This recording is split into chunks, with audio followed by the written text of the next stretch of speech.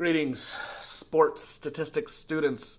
This video will cover bivariate quantitative data. And the good news is this should all be review from your intro class.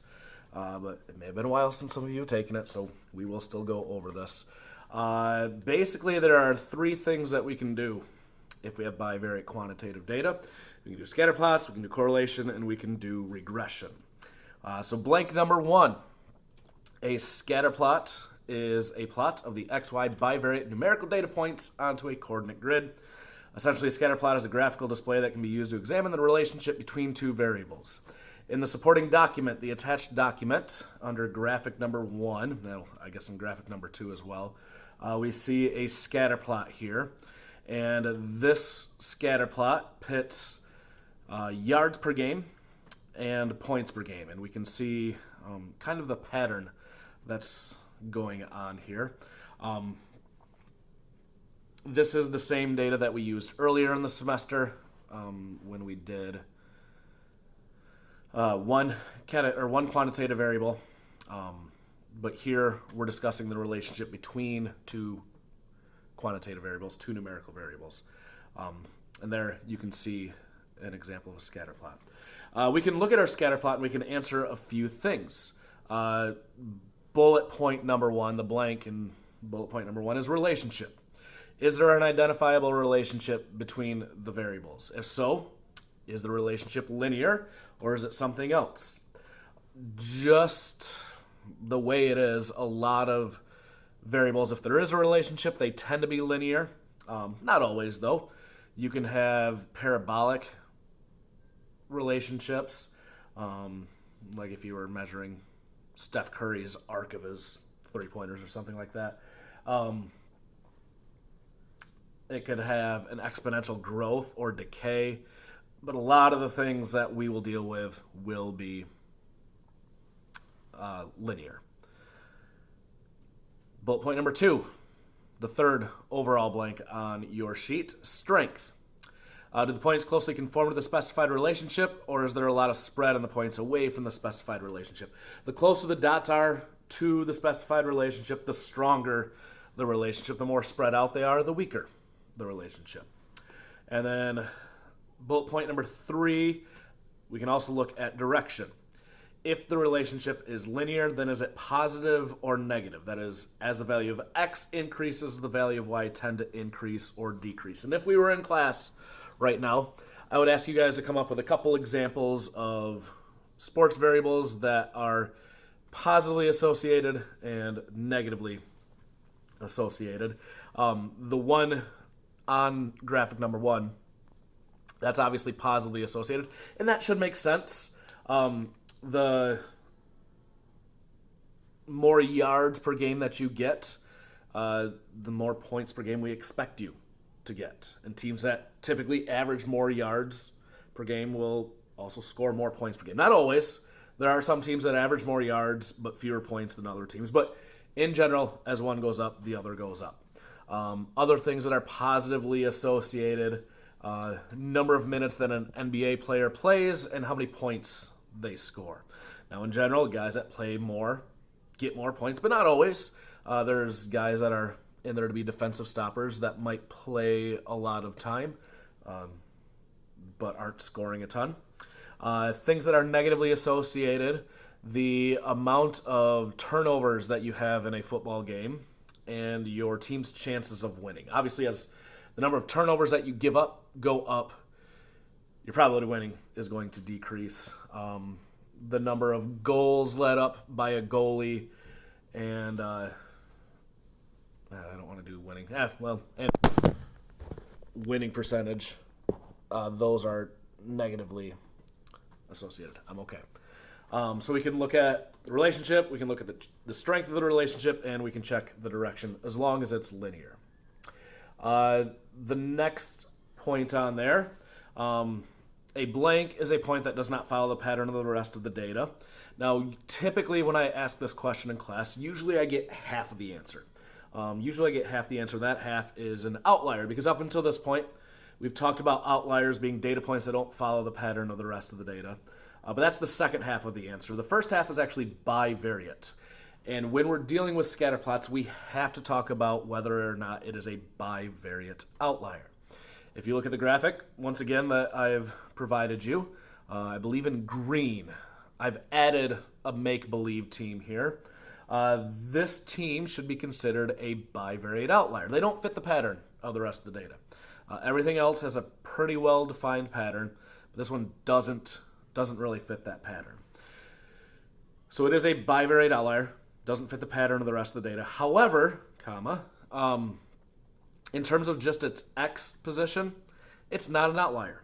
There are plenty of teams that averaged fewer yards than them. There's still enough teams that average more yards than them. So in terms of just its X value, not an outlier.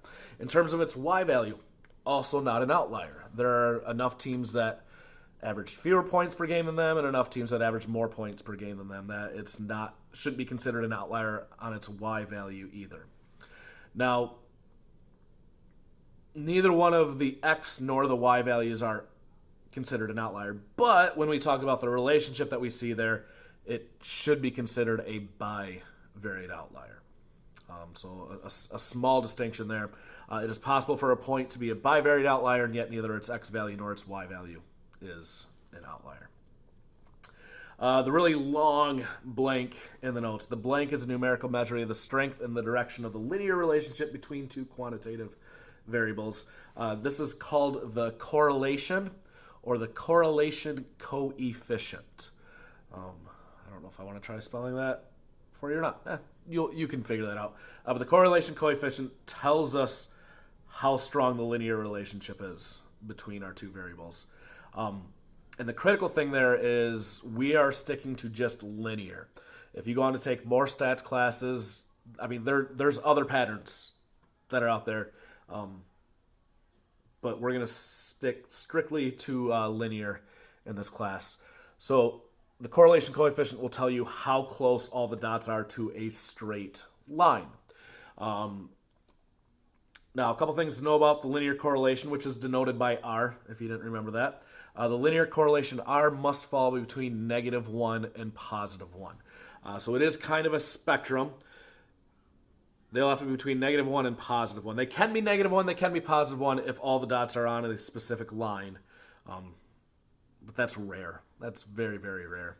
But the closer R is to +1, the stronger is the positive linear correlation between the variables. The closer R is to -1, the stronger the negative linear correlation between the variables. And the closer R is to 0, the weaker the linear correlation. So again, it's a spectrum. The closer you are to the edges, the stronger the relationship. The closer you are to the middle, the weaker the relationship.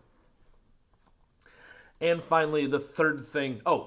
Before we get to the third thing, graphic number 2 on the PDF that I posted. I put 4 graphs there. And out of these 4, I want to determine which one has the strongest relationship. I'm sorry, not the strongest relationship, the strongest linear correlation. So take a look at them. Hopefully you were able to guess A, all the dots follow a straight line very, very closely there. That is a very, very strong relationship. I would guess 0.95, maybe even higher. The next strongest is C. There's still a defined pattern, but the dots are much more spread out on C than they are A. Then we get to B. There's really no relationship there. There's no line that I can draw to fit all the data, so that correlation is going to be about 0. And then D is actually also 0. This is a case where there is a relationship, but because it's not linear, SPSS would just spit out that it is 0. Let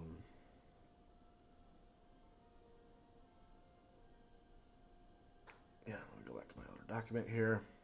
All right, now the third thing that we can do when we have bivariate quantitative data is we can find the line of best fit.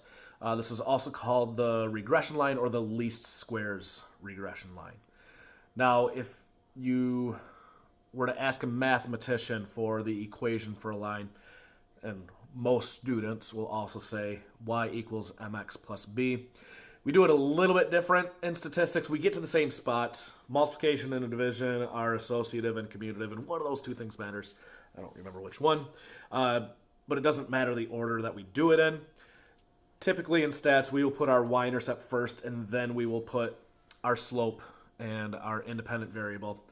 So here, the equation that we use in statistics, the way that we like to write it, is y hat equals beta naught hat plus beta 1 hat times x. It's essentially the same thing as y equals mx plus b, except we're putting the slope second and we're putting the y-intercept first. We do have a bunch of hats on here. In statistics, if we're throwing hats on things, that just means that it's a prediction. Because this is based off of sample data, these are our best guesses for these. So y is the estimated or average value or the predicted value for a given value for x. Y is our dependent variable. It depends on what you put in for x. Beta naught hat is the estimated y-intercept of the regression line, and beta 1 hat is the estimated slope of the regression line. Now, if we really wanted to, we could go back to that other graphic and we could, pick a couple dots on the line and set up a system of equations. SPSS will just do this for us, it'll give us the equation for the line of best fit. Once we have our equation for the line of best fit, we can also calculate something called a residual, and that is in red on graphic number 1. So the residual graphically is the vertical distance between the dot and the line. Mathematically, it's the difference between what we actually see in our data and what we expect to see based off of the regression line. Now, that relates back to our bivariate outliers.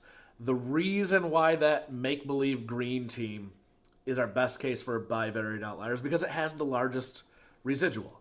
It differs greatly from the pattern of the rest of the data. Just like if we were to consider outliers in general and for a quantitative data set, if I added my age into everybody else in the class, I would be an outlier. I don't fit everybody else. Same thing here with our bivariate outliers. Because that residual is larger than any other residual in there, it's our best case for a bivariate outlier because it is not, it does not fit the pattern of the rest of the data. Hopefully all this made sense. Hopefully you guys are all staying safe. Doesn't sound like we're going to meet for a while. I will be in constant contact with you guys as far as how we're going to continue on with the class. Might be a lot of this, but I will try my best to keep you guys as updated as I can. If you have any questions on this, on anything else, please do not hesitate to reach out. Otherwise, stay safe, and I will see you guys when I see you.